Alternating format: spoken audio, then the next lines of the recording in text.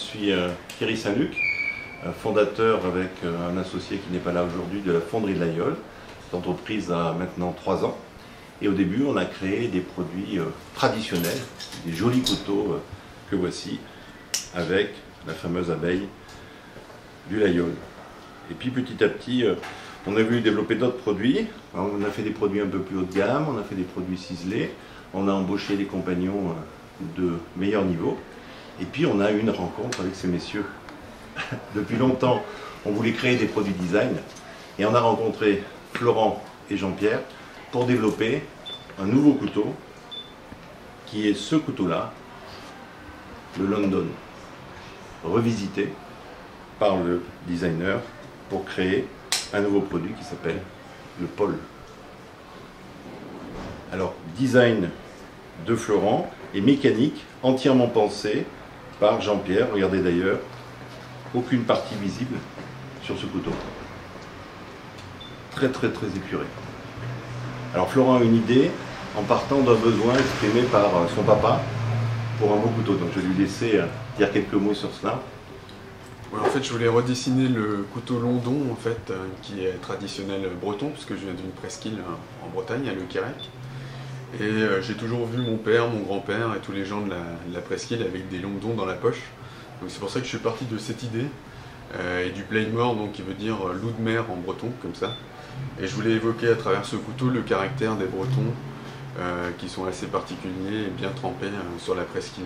Donc c'est pour ça qu'il a des arêtes bien tranchantes, qu'il est sans concession en fait au niveau de la typologie de forme.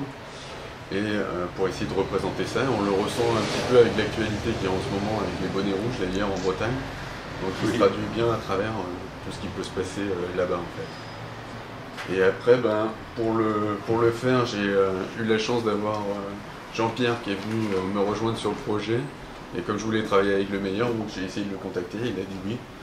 C'est comme ça qu'a commencé un peu la collaboration à partir de ce rêve pour le rendre réaliste en fait et pouvoir le faire exister avec Jean-Pierre. Alors Jean-Pierre, une technique extrêmement complexe pour aboutir à ce produit.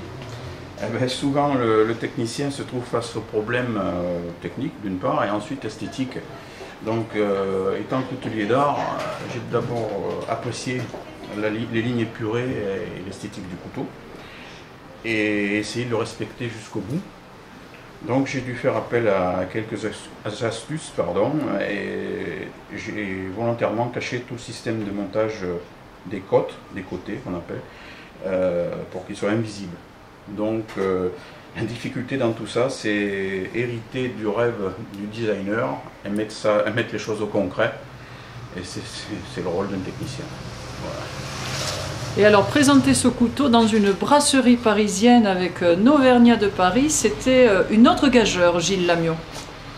Ça me semble un petit peu naturel, non?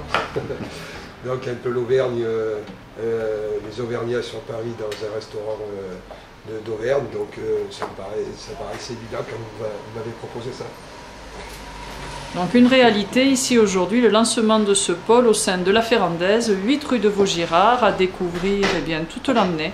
Et puis ce pôle qui sera disponible dans Thierry Saint-Luc. D'ores et déjà, nous commençons à livrer cette semaine les revendeurs partout en France et en Europe.